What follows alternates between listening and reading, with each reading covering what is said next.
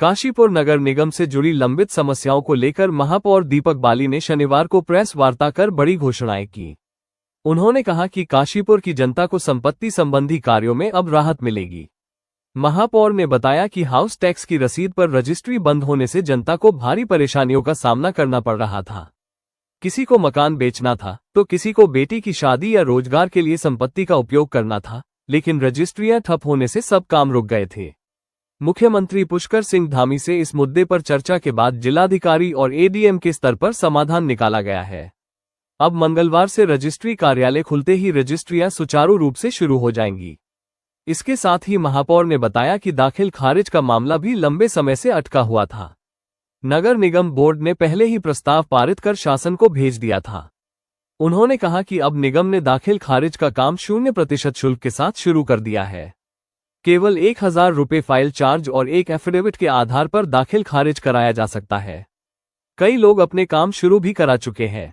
महापौर ने अनाधिकृत कॉलोनियों के मुद्दे पर भी कहा कि यह जिले की एक बड़ी समस्या है।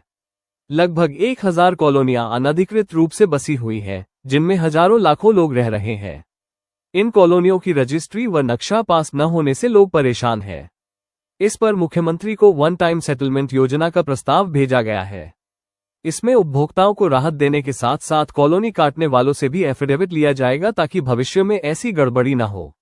महापौर ने भरोसा जताया कि इन फैसलों से काशीपुर की जनता को बड़ी राहत मिलेगी और शहर के विकास कार्य तेज गति से आगे बढ़ेंगे। सामान्य जनता कुछ समय से समस्या से जूझ रही थी। कुछ महीने हो गए समस्या को लेते हुए बहुत सारे लोग नगर निगम ऑफिस में आ रहे थे कि जो रजिस्ट्री ऑफिस में जो हमारी हाउस टैक्स की रसीद होती है, संपत्ति कर की रसीद होती है, उसके रसीद के बिना पर जो रजिस्ट्रियाँ होती थी वो सब बंद कर दी गई थी, उन पर रोक लग गई थी। तो अभी हमारे पुष्कर सिंह धामी जी काशीपुर जब आए थे तभी उनसे निवेदन किया गया था और संज्ञान में लेते हुए उनके द्वारा जो अधिकारियों को निर्देशित किया गया और निर्देशित करने के बाद जिलाधिकारी महोदय के यहाँ से इसके ऊपर निर्णय हो गया है। और जिस तरीके से रोकने से पहले, रजिस्ट्री रोकने से पहले जिस तरीके से संपत्ति कर हाउस टैक्स की रसीद पर रजिस्ट्रियाँ होती थी, मंगलवार से जैसे जो पहला कार्य दिवस होगा 3 दिन की छुट्टी के बाद, मंगलवार से उसी तरीके से रजिस्ट्रियाँ होनी शुरू हो जाएगी।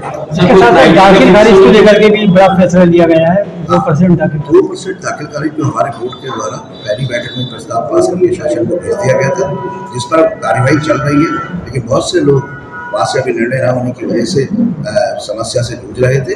इसके लिए हमारे द्वारा पूरे बोर्ड के द्वारा निर्णय लिया गया है और हम एक एफिडेविट के साथ हमने बिना 2% दाखिल खारिज शुल्क लिए हुए 0% कहा था, कोई शुल्क ना लिए बिना, और हमने दाखिल खारिज म्यूटेशन जो है वो नगर निगम में शुरू कर दिया है।